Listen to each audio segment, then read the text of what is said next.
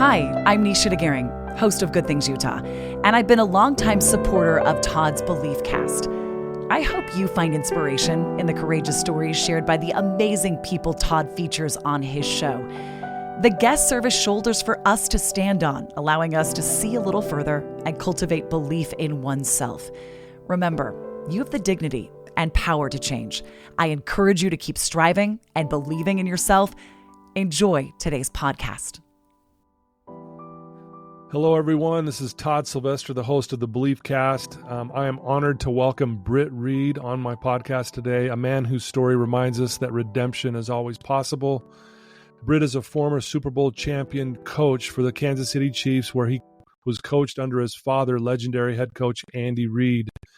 On the outside, he had everything what people would call a dream life, but beneath the surface, Britt was fighting a long life battles with substance abuse and alcoholism. That battle ultimately led to a devastating consequences, including prison time. But what could have been the end of his story became the turning point. And today, Britt is living a life of service, recovery, and hope. I'm just so impressed with Britt on so many levels. You guys are going to love him. You're going to laugh. You're going to cry. You're going to be inspired. So thanks for tuning in. And Britt, thank you for being here today with all of us. Todd, thank you for the opportunity, man. I really appreciate it. You betcha. Well, again, before we get into the meat of this, because there's so much to talk about here today, do you mind starting off? Tell us a little bit about where you grew up and maybe a little bit about your family. Yeah, so I grew up as a coach's kid. My dad's been a football coach my entire life, and that can be similar to growing up in a military family. We moved a lot. I lived in 6 states by the time I was 14. I'm one of 5 kids, and we're all about 2 years apart, and every kid is born in a different state. So that kind of gives you an idea of how often we were moving. But, I grew up in a very religious household, and great loving parents, very involved. Early on, when my dad was coaching in the college ranks, he used to take me and my older brother on recruiting trips, and we'd go to the college football camps in the summer and run around. I mean, I had a great childhood, great upbringing, and I kind of had the American dream in that regard. Lived in some great places, and very, very tight-knit family. Yeah, wow. What kind of kid were you? Obviously you got yourself into some trouble, but before all of that, you come across as a very well put together, confident, person. Was it that way when you were growing up too? Not so much. I struggled, growing up. I had a learning disability. I had, reading and spelling issues, and so I was in modified classes, and, it always kind of bothered me that I had to go to these special classes. And so, I always felt like I was a little bit different in that regard. But the thing that kind of helped me was sports. I always excelled in sports. I was, played baseball, football, wrestled, threw shot put and disc, and, I love doing sports, and so that brought some normalcy and some acceptance in my life. I grew up a very, I guess you would say, rambunctious kid. My mom always tells stories about I was the wild child. If she turned her back for 1 second at the park, I was up on the tallest thing, climbing trees. There was no fear there, which I think helped me in sports, and that was kind of my safe haven, was because I struggled in school.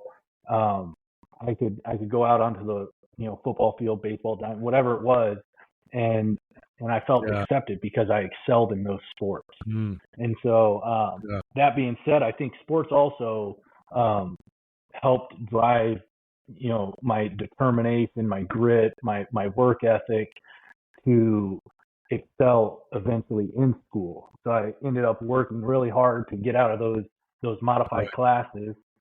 And by the time I got to middle school and high school, I was kind of out of those classes and ended up being a really good student. Wow.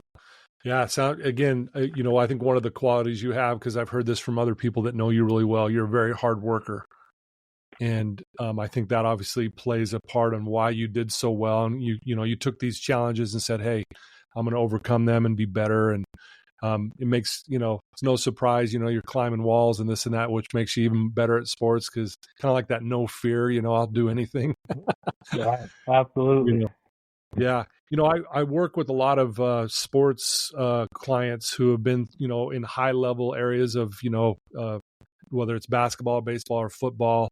And they kind of say the same thing you were saying, like, man, on the field or on the court, man, they felt like invincible, but off the court or off the field, they struggled like with just, who they were, maybe even confidence in, life in general. And so when I hear what you say, and it's pretty common, it feels like among a lot of sports, figures. Absolutely. Yeah. Yeah. The court, the field, it's kind of the safe haven. Yeah. Right. Yeah. Well, let's get right into it. You were helping your dad coach the Kansas City Chiefs, and everyone knows how successful your dad has been. I mean, he's arguably the best coach in the country of all time. I mean, it's amazing what he's done with that team, and you've been a part of that. And again, from the outside, like we said in the beginning, man, you look like you had it all and life was good. But obviously you were struggling internally with a bunch of things. And so do you mind, let's get into the meat of your story and kind of tell our listeners what happened? Yeah. I mean, I did have it all. I was literally living a dream, and I had the world in the palm of my hands. I mean, I remember we won that Super Bowl, that first Super Bowl down in Miami, and I'm down on the field, up on stage. I got my son on my shoulders, confetti falling down, and the Lombardi trophies being passed around, and I literally had the world in the palm of my hand. And we make it back to the Super Bowl the following year, and it was, obviously that game didn't turn out so well for us, but Right. Tom Brady with the Tampa Bay Buccaneers, they put it on us. But I didn't even make it to that game. 3 days before the Super Bowl, I was at the office working late, and then I decided to have a couple drinks and make the terrible decision, get behind the wheel of my car and drive. And so, I'm getting on the highway, and I'm looking out the windshield, and I take my eyes off the windshield, and I look in the side rear view mirror, and I end up hitting a car. And I actually hit two cars that night, really. And so, 365 days, really 367 days from me holding up the Lombardi trophy down in Miami, I found myself on the side of this highway with two mangled cars and the lifeless body of this little girl laying on the bed of my truck. And everything that I had worked so hard for came crashing down in an instant. And I remember sitting on the side of that highway, and the paramedics were working on the little girl. And for a long time, I told myself my addiction never affected anybody, right? I wasn't hurting anybody. The only person I might have been hurting was myself, But that night, February 4th of 2021, I could no longer deny the fact that my addiction was affecting other people. I mean, it was laying on the bed of my truck. And so it was awful. And, I should have gone to jail that night, but I had severed my femoral artery in the accident. And so I got rushed to the hospital. And the day I was supposed to leave to go coach in my second Super Bowl, I woke up in a hospital room down the hall from a little girl in a coma fighting for her life because of me, because of my decisions and my actions. And that was tough to swallow, man. I remember going home. They released me from the hospital the morning of the Super Bowl. And I went home to my wife and kids, and I walk in the house, and my middle daughter, who was 5 years old at the time, same age as that little girl that I hurt in the accident, came up to give me a hug. And I just lost it, man. I broke down right there. And all I could think about was that could be my little girl in that hospital room fighting for her life because of me. because of my decisions and my actions. And so it was devastating, man. But I knew I needed help. I knew I needed help really bad, and so I started looking into these rehabs, and I ended up finding a rehab out in Utah, and they wouldn't at first, they wouldn't let me fly. Right, I had lost so much blood in the accident that they wouldn't clear me to get on an airplane. So for 2 weeks, I was just laid up in my bed, a shell of the man I had been just a year earlier, holding up that Lombardi Trophy in Miami. But they finally got me on an airplane, and I went out to Utah. But really, where all of it started, you mentioned it was a lifelong battle. I mean, so I got introduced to painkillers my freshman year in high school. It was kind of, about this time of year, we had just got done our summer lifting program. We were about to start training camp. We're in the weight room doing max outs, and I'm on the squat rack warming up, and I get halfway into a squat, and I feel this pop in my back, and I collapse. Right? Tremendous amount of pain, can barely walk, go to the doctor, get an MRI, and it comes back that I fractured my L4 vertebrae. And, it's not career ending, but because of all the swelling around my spinal cord, it was very painful and very hard to walk. And so they prescribed me two things. They prescribed me physical therapy and Vicodin. And, I didn't like that physical therapy so much, but that Vicodin, man, that was awesome. That was a game changer for me. And, I could take one of those things and take all the pain away, puts me in a great mood. It allowed me to go attack that rehab a little bit harder, and get better a little bit quicker and get back on the field. And so that's what I did. I got back on the field. And then the following year, I get a knee injury, and now I have to have knee surgery. And this time they send me home with 40 milligram Oxycontin. And so, I mean, listen, if Vicodin was good, Oxycontin was great. That was really the game changer for me. I take one of those, and I felt like I could conquer the world on that stuff. And, I ran through that prescription really fast. And as soon as I get done that prescription, I get really sick. I mean, sicker than I had ever been before. And I thought I had an infection in my knee. So I go to the doctor. They don't really know what's going on. They send me out to get tested for everything you can imagine. I mean, mono, an infection, the flu, and it all came back negative. And what I didn't know at the time was I was going through withdrawal from opiates. And so for the next week, I laid in my bed, sick as a dog, and after about a week, I start to feel better. Not great, but good enough I need to go back to school. And so I go back to school, and I'm hobbling around on these crutches, and I'm complaining to my buddies, my back hurts, my knee hurts, my body aches. And one of my friends says, hey, I think I got something that can help you. And he hands me these Percocets. And I take one of those Percocets, and instantly I feel like $1 million again. And so I ran through those real quick. And, when I ran out of those, I called my buddy back up. I said, hey, do you have any more of those?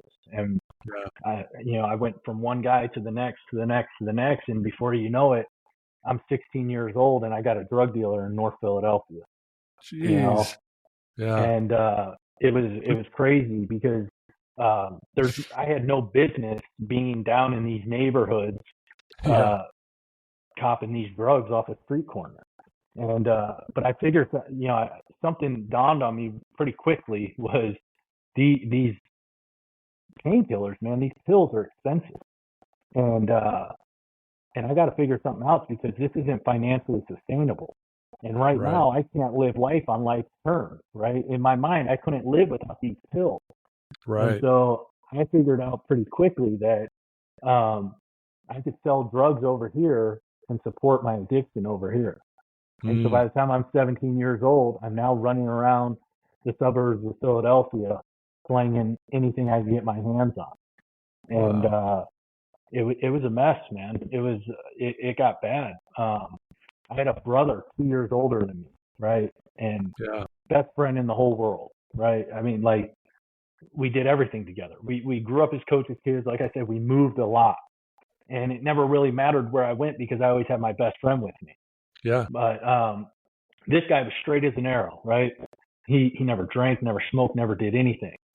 He goes to college, comes home after his freshman year, and I introduce him to Oxycontin. And it grabbed a hold of him so much faster than it ever grabbed a hold of me. And he figured out the same thing I had figured out pretty quickly, that these pills are expensive. And he needed to figure something else out. And so here we are living in Philadelphia, which is the heroin capital of the United States at the time. Right. And he figures out that he can get heroin way cheaper, way more readily available, and a lot better bang for your buck. And so he ends up switching to heroin. And so, this is my best friend. So when he switches to heroin, now I start dabbling in heroin. Right. But the craziest thing is like no one knew what was going on. Right. I had really built this like secondary personality that I faced the world with, and I was hiding behind it. I was all-state football player, captain of the football team, straight A student, and no one knew what was going on. Wow. Him on the other hand, he didn't hide it so well. Right. And so it wasn't long before my parents figured out what was going on with him, and they end up sending him off to rehab. And so he's bouncing in and out of these rehabs, fighting this demon that's killing him, and it's the same demon that's got me by the throat and is slowly squeezing the life out of me. And they didn't know that. They didn't see that in you. They just thought your brother was struggling, but not you. Right. Yeah. Wow. Unfortunately, I was a highly functioning addict. Yeah. And so there were no real signs, I was excelling in everything, all the activities I was doing. I was doing really well in school, and there was just nothing there to tell them that that I was going through the same thing. Wow. So it was pretty crazy. Yeah. Yeah, there are so many questions here, and thanks for sharing what you've shared so far. I really appreciate your vulnerability around this. It really is powerful. You've got this issue going on. You're hiding it well. Your brother obviously is struggling. They sent him off to rehab. What were your thoughts on that? Like, I know this is a big question because it's been a minute, but like here you see your brother needing to go get help, and I think what you even said before you had that incident with hitting the car and the girl, you said, well, my addiction's not affecting anyone but myself. Like everything's fine. I'm handling it fine. But I'm just curious on how you were navigating all that. Yeah. I think addiction lies to you. Yeah. The brain is such a powerful tool. And for me, I could justify and rationalize just about anything, Yeah. and that's what I was doing. In my mind, I'm telling myself, well, hey, I got it all together. I'm excelling in these areas of my life. And obviously my brother's not, and he can't hide it. He can't function. And so he needs help. I don't need help. But the truth of the matter is when I looked myself in the mirror, I felt like a piece of crap. I knew what I was doing deep down inside was wrong. Yeah. I knew that it wasn't the best thing for me. I knew that at the time I probably didn't realize that I was giving up my goals, for this addiction. I thought that that the arrogance of addiction is, hey, I can still have it all. Right. But deep down inside, I knew that really probably wasn't true. And on top of that, there was a lot of guilt and shame with portraying something that wasn't true. Yeah. I wasn't what I was, outward facing to the world is not really who I was behind closed doors. And so there was a lot of guilt and shame with that. And over the years, that just builds up more and more and more. And by the time this was all said and done, my confidence was non-existent, and I was relying on a substance to give me the strength, courage, fortitude to keep going every day and keep facing the world. It was something, it was really, it was my body armor. It really helped me because I knew I wasn't keeping the promises to myself, and when you don't keep promises to yourself, your confidence and it just goes out the door. And so that's, Wow. That was a long-winded answer, but no, thank you. No, it's well said, Britt. Thank you. The part that really hit me so hard is when you came home from the hospital after the accident and you were hugging your daughter, who was the same age of the girl that got hurt. I can't even imagine what you were feeling, but it's almost as like that was the moment where you're like, okay, I've maybe in that moment felt like I've ruined my life. Here we are. I'm hugging my own daughter who could have been the very person getting hurt. Can't imagine it being her, right? So take us from there. Like that happens, and then what played out, and what did you end up having to do to deal with paying back of what you did?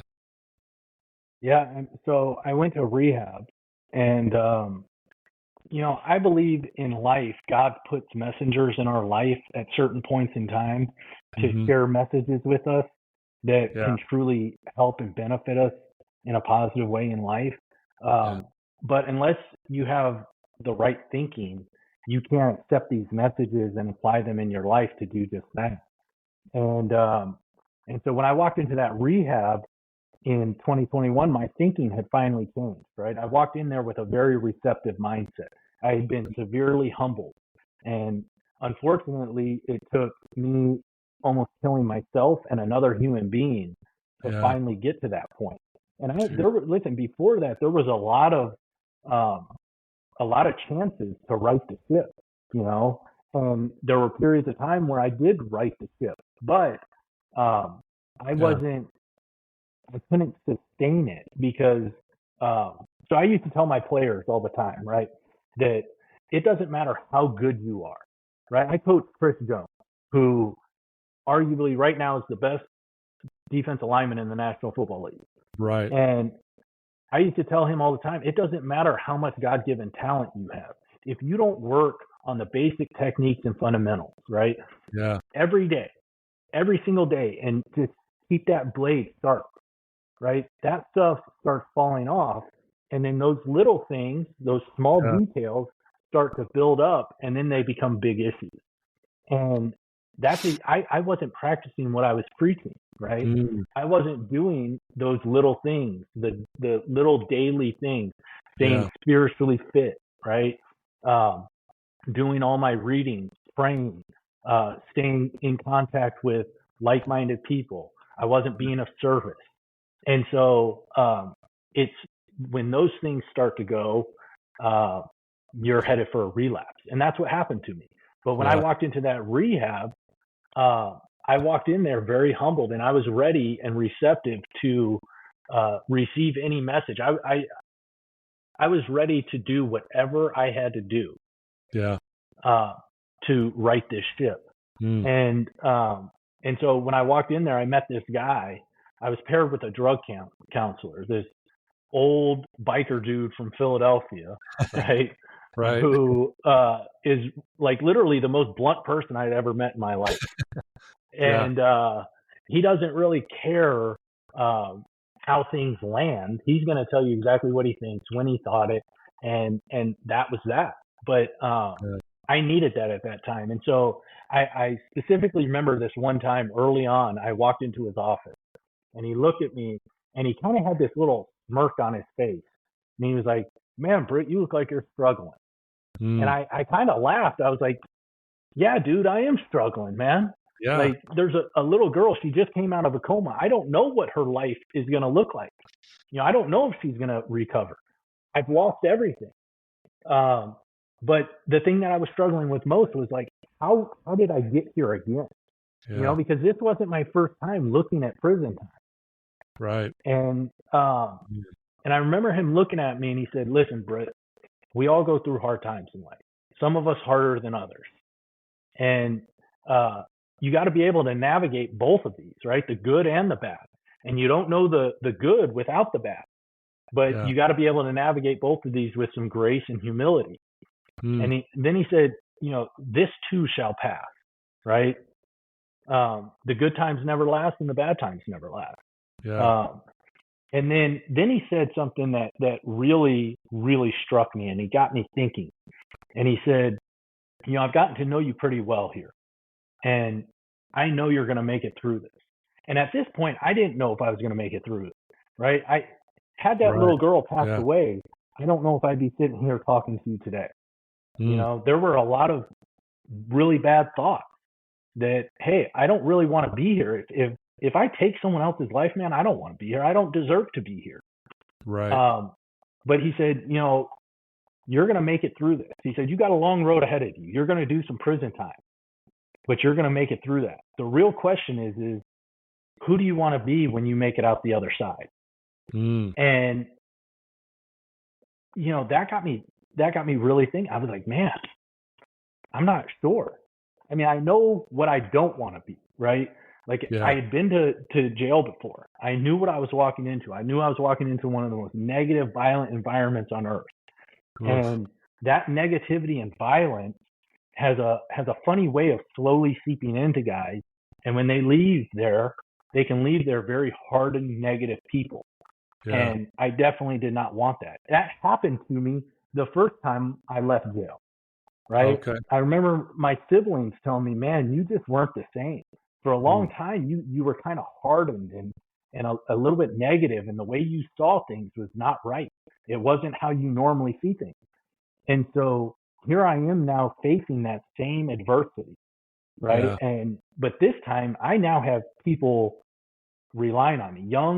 I have 3 kids, and I can't go away and come out some, negative, hardened person. But I just wasn't sure how I was going to do that, right? And so I ended up getting sentenced to 3 years in prison, right? And I remember when my first 2 weeks in prison, I was in solitary confinement, right? I was in administrative segregation in the hole, locked down 24 hours a day. And I had nothing, man. I had no books. I had nothing to listen to. I had nothing. All I had was an empty milk carton I kept off of one of the breakfast trays, and I'd put it in the corner of my cell, and I would take toilet paper and wet it and roll it into balls, and I'd just shoot these balls into this empty milk carton for hours. Wow. And I would just think, I thought about all the negative decisions that had led me up to this point and how I was going to make it through prison and beyond. And, the same thing kept coming back to me over and over again. It was something that had literally been in front of my face my entire life, right? I had heard my dad talk about this my entire life, and it's what I call my dad's secret sauce. It's been up in every locker room he's ever been a head coach of. I've heard him talk to our football teams about it. I can't tell you how many times. And it's his 4 pillars to success. And it doesn't matter, success on the field or in life and business, it doesn't matter. It's just, you can apply them anywhere. And so for those 2 weeks, I sat there and I kept thinking about these 4 pillars, right? And those 4 pillars are eliminate distractions, create energy, fear nothing, and attack everything. And so I sat there and I started to think about how can I apply these in my life right now in prison to make it through prison, where I can come out of this a better person, right? Right. And along the way, I found out a lot of other things. I learned about servant leadership. I learned about giving back, making those around you better, right? Not for your own personal sake, but to help others. Because when you can put that kind of positive energy out, the world has a funny way of giving it back to you. Right. And a lot of the time, it comes back tenfold.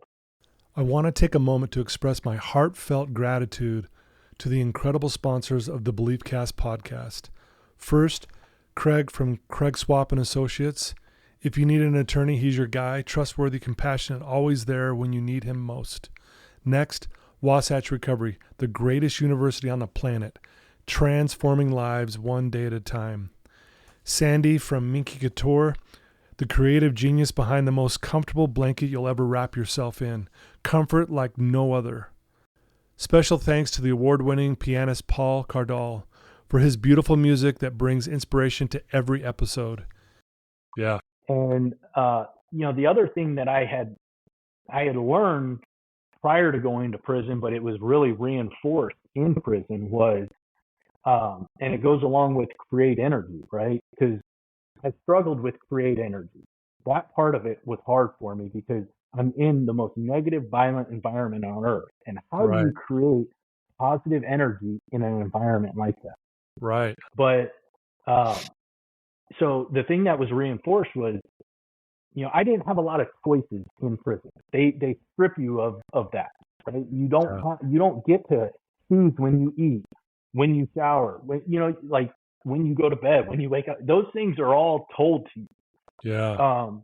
But the choice that I had was I got to choose what lens I want to see the world through. Yeah. I can either focus on the negative, focus on the bad in people, focus on the problem.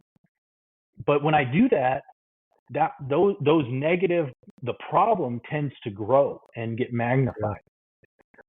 Right? But I also have a choice to focus on the good, right? Yeah. The good in people. I can focus on the solution, focus on the positive. And when I do that, that tends to grow and multiply. Absolutely. And so that's what I did, man. Every day I woke up, it was as simple as putting a smile on my face and radiating positive energy, right? And I remember I used to talk to my players about this too. Nobody wants to be around an energy vampire, right? No one wants to be around a guy that's moping around and, oh, poor me, playing the victim and the world. No one wants to be around that. You just bring everybody else. You bring the vibe down around everybody else. And no one wants to be around that. Yep. But I can choose to put a smile on my face. I can choose to see the good in people, right? I can choose. It doesn't matter how bad a situation gets. You can find something positive in that situation. Yeah. And I'm a true believer in that. And so, I learned that, hey, what lens am I going to look through today? How do I want to see the world? How do I want to see the people around me? Even though I'm in there with some of the worst people, I'm in there with people that have intentionally murdered people, right? Yeah. Intentionally robbed and stole things and violated people's safety and security. But there's still something good you can see in those people. And it's never too late to change, man. I might be having a bad day right now, but it's never too late to start over my day. And hey, from this point on, I'm going to take a little pause. I'm going to take a step back. I'm going to regroup and I'm going to have a great rest of the day. Love that. And it's all a choice. Yeah. That is my choice, that I get to choose how I want to see the world and how I want to interpret and react to things. I love that. I've been telling my clients the last couple of weeks this statement that a change happens the moment you decide. And it when you were in prison and you're shooting, the toilet paper balls into that little, milk carton. And it sounds like the turning point is when you kind of remembered of your dad's 4 pillars. And do you mind sharing those once again, what those 4 pillars are for our listeners? No, it's create energy. Okay. I'm sorry. Eliminate distraction. Yeah. Create energy. Fear nothing. Attack everything. Wow. I love that. And did you feel that change while you're there, you're in prison, and did you feel that shift of okay, I'm going to actually do something about this? That's what I'm hearing is, okay, this is what I'm going to do. I'm going to actually do something different now. Absolutely. Nothing changes until something changes. And, right. And in my case, that was me, and how I had to be proactive. I had to put in the reps. Again, something that I relate back to football, but it doesn't matter how good you are. Yep. You got to put the reps in every day. And as Wow. soon as you stop putting in the reps, your game declines. And Yeah. so I had to start putting in the reps. And I also believe, the holy trinity for me is mental, spiritual, and physical, right? Yeah. And I got to take care of all three of those. Yeah. And when one of those is out of balance, everything starts to get off kilter.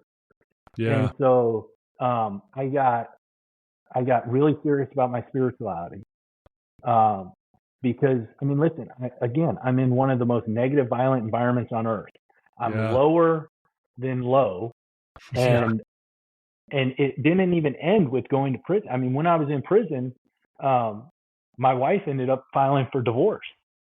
Oh, boy. And so I remember that day relying so much on prayer and, hey, listen, big guy, I got to give this to you for today, because there's nothing I can do about this, but all it's going to do is mess me up here. Yeah. And I can't do that right now. And so trusting in my higher power, who I choose to call God, that was huge for me. And because for a long time, my spirituality was not in balance with the mental and physical part, and then the physical part was a big one for me. And that has played a tremendous role in my recovery. And being able to sustain that, the natural endorphins that are released when you exercise and strength train and for sure move your body is, it's a high in of itself, know? It's the best depression medication. It is. And no one wants to talk about that. But the best prescription for depression is exercise. 100%. And so I've really dove into that, especially since I got out. And I started working out in prison because you don't really have much else to do. Right. You're on the yard and, hey, let's go lift some weights. Let's do some push-ups. Let's do some body squats, whatever it is. But when I got out, then I really, when I got out, I couldn't find a job, right? Here I am. I thought, so I had all these stipulations to my parole, and one of which was you got to find a job. And you only had a certain amount of time to find this job before you could possibly be violated and sent back to prison. And so, when I found that out, I said, it's not that big of a deal. I can find a job. Shoot, I coached in the National Football League. I got a college degree. Like, I'm in the city we won a Super Bowl in. And not to mention, my dad just won 2 consecutive Super Bowls in Kansas City. Like, how hard is it going to be to find a job in Kansas City? And I found out real quick that it was a lot harder than I could ever imagine. And part of that was because here I am now, a 2-time convicted felon. And people, were judging me off of what they saw on that paper. And that was something that was really hard for me to swallow at first, because for a long time I got paid a lot of money to evaluate talent and character, right? And I did it at a very high level. We put together some great defensive lines in Kansas City when I was the D-line coach. We in 2018 we had the best defensive line in the NFL. We led the league in sacks, 52.5 sacks. Chris Jones was 3rd in the NFL in sacks as a 3 technique, which is unheard of. Him and Aaron Donald were the only 2 guys really that ever ranked that high. Wow. And so, now here I find myself being evaluated on my talent and character, and people aren't liking what they see. And so it was really, really hard to find a job. But I got hooked up with this guy named Damon West, right? He's the coffee bean guy, and he's an author, one of the largest keynote speakers in the country. And he shared the coffee bean message with me, which was it really resonated with me. It was really what I was trying to do in prison. And I'll just tell you what it is real quick before I finish the story. But it's he said, Britt, life is like a pot of boiling water, and you have one of 3 options, right? You can be like the carrot, which is hard and rigid, and when you put it in that pot of boiling water, it comes out soft and mushy, and you don't want that. Right. You can be the egg that's got that soft, gooey inside. And when you put it in the pot of boiling water, it comes out very hard, right? Well, I definitely did not want that. And then he said you could be like the coffee bean. It's the smallest of the three. And when you put it in the pot of boiling water, it changes the water into coffee, right? It's the change agent. It's the powers inside of it to change its environment around it. And that was that. Love Again, it resonated with me because that's really what I was trying to do the whole time I was in prison, and really what I'm trying to do now. Yeah. And so because I met him, he then introduces me to this lady who owns a health and wellness company, right? And she finds out that I'm looking for a job. And when I met her at the time, it was a very small company. It was only like 3.5 years old. It's an online workout subscription thing. You get workouts that you do at home, and then we have a nutrition department. And so she finds out I need a job, and she's like, "Hey, listen, I don't know." I kind of get emotional thinking about this or talking about this, but she said, "I don't know to what capacity I can give you something, but we'll find some work for you." And she only had 4 employees at the time. And she's like, "Listen, we'll find some work. I would like to help you." She said, I see something in you. I think, yeah, you made a huge mistake. And you're not shying away from that. You admit it. You take accountability. And I think you're trying to do something different. And I'd like to help you out. Dang. And so, she ends up giving me a job. And the thing that she helped me with the most was whooping my butt into shape. Right. And so she helped that physical part keep going. And I remember when I first started working for her, I was probably about 255, 260 pounds. And, today I'm about 195, right? Jeez. And just it's amazing. Really educated me in the stuff that I was putting into my body. And when I put good stuff in, I get good stuff out, right? Yeah. It's no different than what I put up here. When I put bad stuff in, bad stuff comes out. When I put good stuff in, good stuff comes out. And so that was a huge part of that physical part of that Trinity, that Holy Trinity in my mind, is getting that physical balanced up with the rest of those. Yeah. So. Wow, that's amazing. And it's amazing. And it's great to have people out there that are willing to take a chance on us, right? We all need those giants in our lives that can kind of lead and direct us. And, Brett, can I plug her real quick? Please plug her. Yes. Because she really caters to women. I mean, we have a couple men, but it's Lexi J Wellness, and unbelievable community. This whole community accepted me into it with open arms, and it's been absolutely life-changing for me. But if anyone's looking to get into shape, Lexi J Wellness, they get you right. Shout out to Lexi, and grateful for people like her, honestly, and grateful that you found her for as a part of the journey of your recovering life. Again, you're doing all these amazing things now. You're a keynote speaker. You speak. You're helping people in such a different way now, right? Yeah. And so talk about. I mean, one of your I guess mantras, if you will, is the winning edge is in your windshield, which I think is ironic because you said when you took your eyes off the windshield, that's when you got in that accident. Did I hear that right? Yep. Yeah. Yeah. So talk about what is that? What is it? I guess let our listeners know, what are you doing now? What are you doing to give back? And how did you find yourself now? Like you're speaking to teams and corporations and individuals and doing all this amazing stuff now, which in and of itself it's miraculous, honestly. Absolutely. Yeah.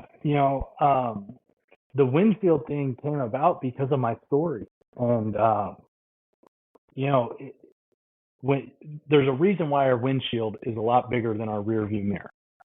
We need a lot more room looking forward than we do looking back.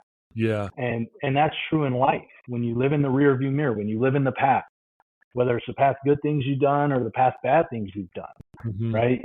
You can't live your life looking backwards.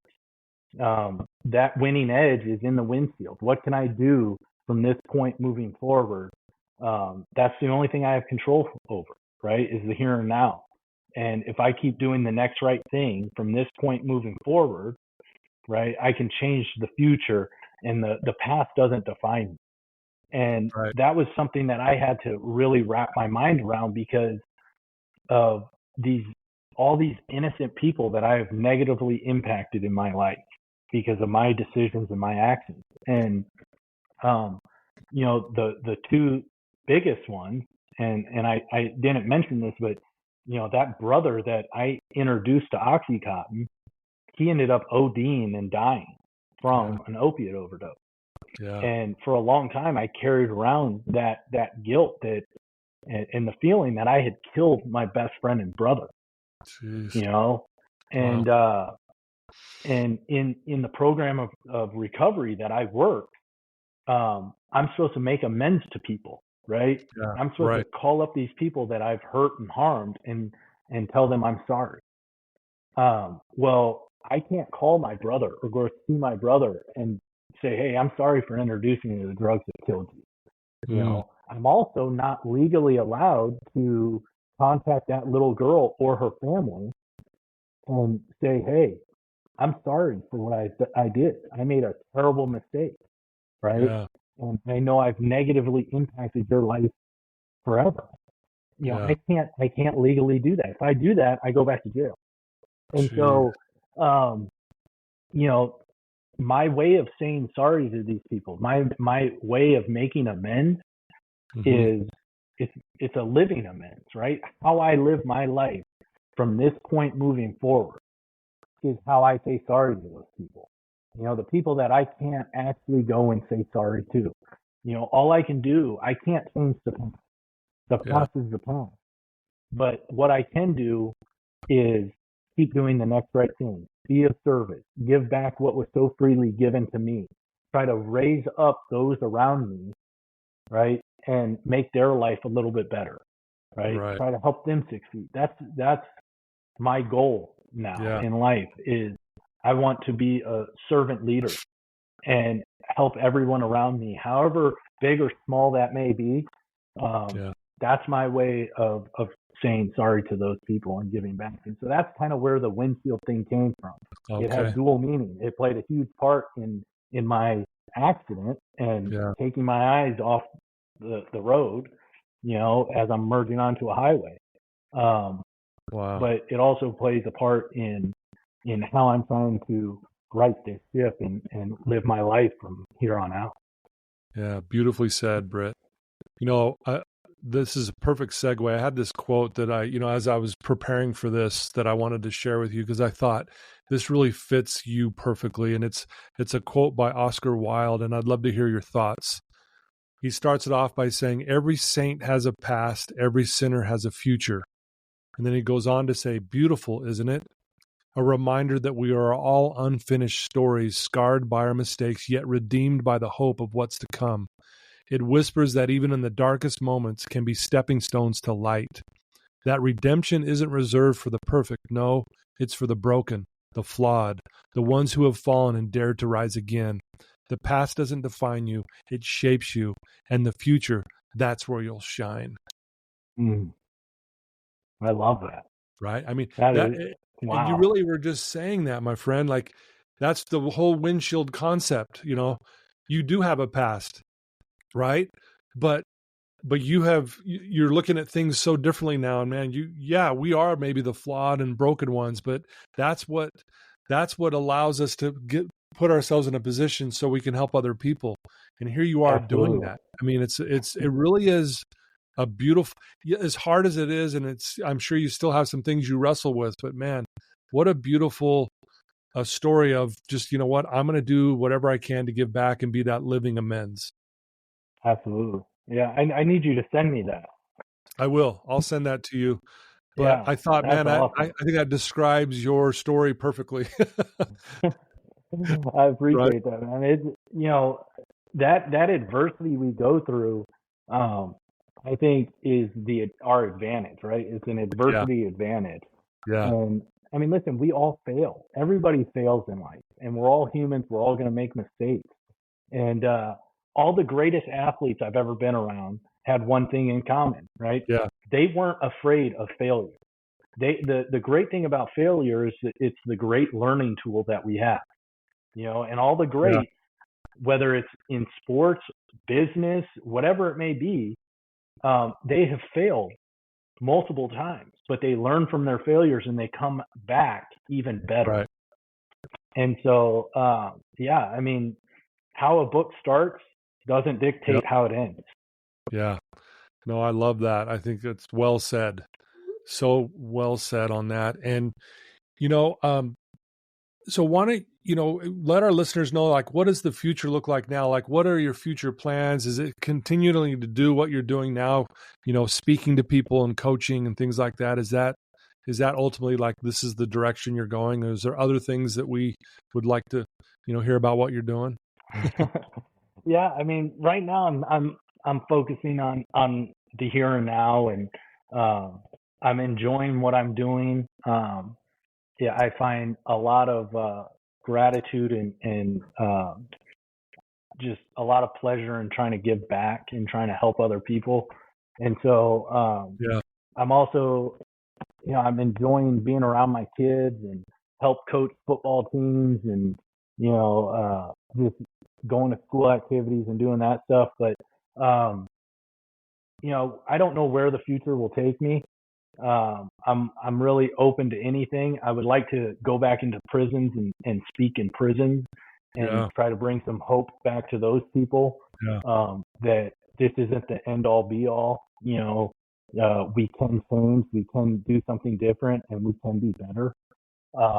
And so hopefully, when I'm off parole, I'll have that opportunity maybe to go back into prisons and share a message of hope, and then just continuing to go help young people, and whether it's high school, college, whatever. It's been awesome, and I've really, really enjoyed that. No, that's beautiful, and I have no doubt that you'll do that. I mean, I'm sure that these opportunities will keep opening themselves up to you. And again, as I think one of the philosophies that you kind of live by is that, and I saw this on one of your posts, good people do good things for other people. Yeah. And that's really right. It's as simple as that. It is. Yeah. It really is. I have no doubt that's what you'll continue to do. If there's someone right now, Britt, that's listening to your voice, they've tuned into this and they are in a dark place, they find themselves lost, what would you tell that one person right now? I would tell them that this too shall pass. The dark times don't last forever. And there's always a glimmer of light at the end of the tunnel. Sometimes you're so deep into that tunnel, it's hard to see it. But if you just keep moving forward and keep doing the next right thing, eventually that light will grow. And so just stick with it and understand that this too shall pass. It will give you a better appreciation for when the good times do come. Yeah. And you're in the midst of that, right? You were in the darkest of darks, right? Where you were. And so your advice is powerful. Thank you for sharing that. I know people have tuned into this. People all the time tune into my show because they are struggling. And so your words are going to be really helpful for them. So thank you for sharing that. One more thing I want to ask you. This is kind of a tough question, but what do you love most about you now? Oh man. I love being able to be present with my children. That clarity of mind, spirit, body, and being able to actually be truly present when my kids are around. Wow. For a long time, it wasn't there. It was clouded with substances and alcohol and whatever, and today I'm living a life where I don't put anything in my body that affects me from the chin up. And that helps me to be present with my kids. And listen, I lost a lot of time with my kids, time that I'll never be able to get back, but the time that I get to spend with them now is so much more meaningful and so much more impactful than it's ever been. And that's what I love the most. Wow. Well said. Well said. And your kids are lucky to have you. And again, they're going to also learn from what you've been through. I can speak for myself about this because, you know, I have a past as well. And I remember sharing this with my kids, and they'll tell, to this day, they're all out of the house now, but they will tell me that you were vulnerable enough, Dad, to tell us of what happened with you, that's why I've never chosen to go down that path. So I feel like that's going to be the same thing for your own children. So they're really lucky to have a dad who didn't give up. Yeah. And I get emotional. I mean, that's beautiful. Yeah. Yeah. Yep. They're very blessed to have you. You bet. Well, you know, if someone wants to reach out to you, Britt, and to learn more about your story, learn more about your speaking and all that stuff, what's the best way for them to do that? They can find me on Instagram, Facebook. On Instagram, it's Britt Reid Speaks. I have a website, brittspeaks.com. Okay. And so any of those, they can reach out to me. I'm more than willing to help, to talk to anybody, you know, engage and help wherever I can. And so I love it. I love it. You know, part of my part-time work is I work as a counselor at Wasatch Recovery. So if you're ever here in Utah, I'd love to have you come speak to our clients here. We have anywhere from 30 to, 60 people if we count our outpatient as well. So if you're ever back this way, let me know. I'd love to have you come share your story, because they would definitely benefit from it. Absolutely. I would love to. I'm going to take you up on that offer.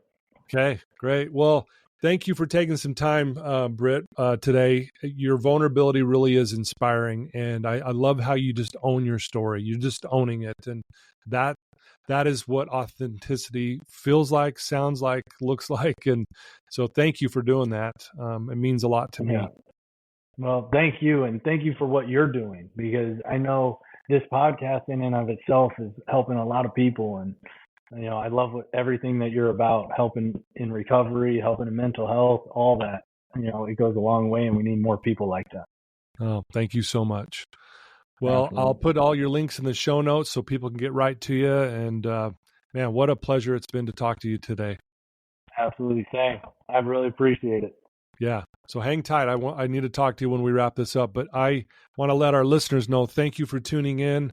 Thank you for believing in me and always, sharing these episodes. Today was amazing, right? You guys, I know you're shaking your heads. Yes. Please share this with your loved ones. If you have a family or a friend or a coworker who is struggling, especially maybe around addiction, send them a link to this episode. It will open their eyes, and it could be the very thing that will cause them to reach out and get some help. So I know you guys will do that because you do it all the time. I get stories about this. And so, but thank you for tuning in. I love you guys. And until next time, everyone, take care.